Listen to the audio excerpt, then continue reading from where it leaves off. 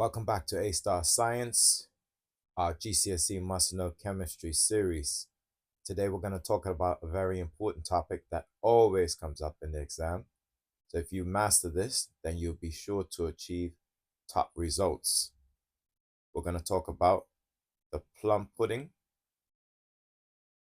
model of the atom versus the nuclear model of the atom.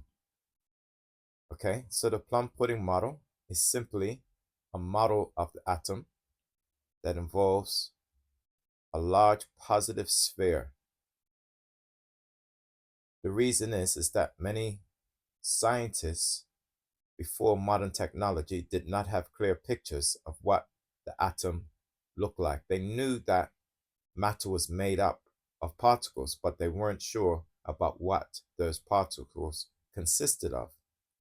So one of the models that they developed was the plum pudding model, which said that there was a large positive sphere, and in that large positive sphere, there were electrons or negative charges spread throughout. Okay? Along came modern technology, and specifically the work of people like J.J. Thomson, and they were able to find out more about the nuclear model and about where those electrons were, as well as the work, very important work of Rutherford and his assistants, Geiger and Marsden. And so the nuclear model, now we understand that the nuclear model has a nucleus with a positive charge embedded in the center of the nucleus. And around this nucleus were shells containing the negative charges, which we now call electrons. So there's the plum pudding model versus the nuclear model. Now, in the exam, they will ask you to compare the two. What are the key differences? Well, the plum pudding model has no empty space.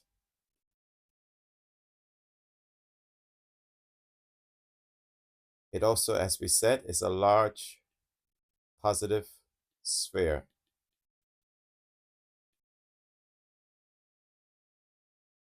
Large positive sphere, and the negative charges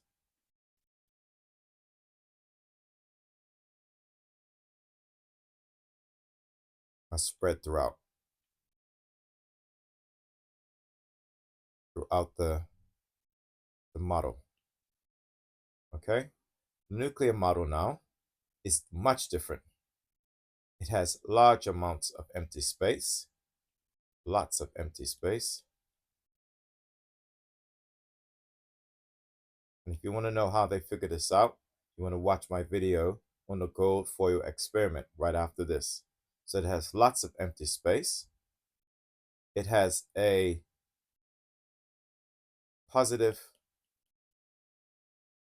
charges in the center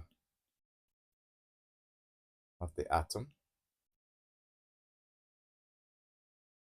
and most of the mass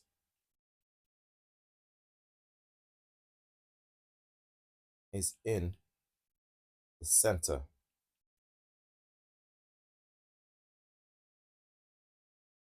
of the atom. Finally, of course, it has its negative charges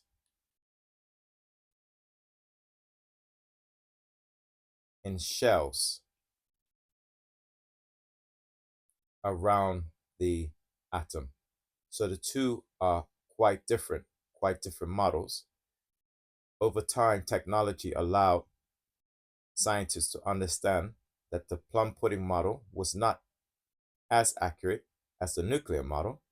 And even now today, our understanding of the atom is even more developed because we understand that the nucleus contains other particles besides just protons and neutrons, and that also The Bohr scientist named Bohr, he came along as well and showed us that actually the electrons can go up and down in these orbits as well.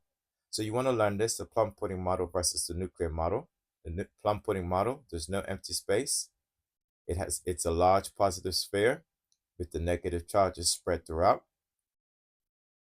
The nuclear model, lots of empty space, positive charges in the center of the atom. Most mass is in the center of the atom, and the negative charges are in shells around that positive center of the atom, which we now call the nucleus.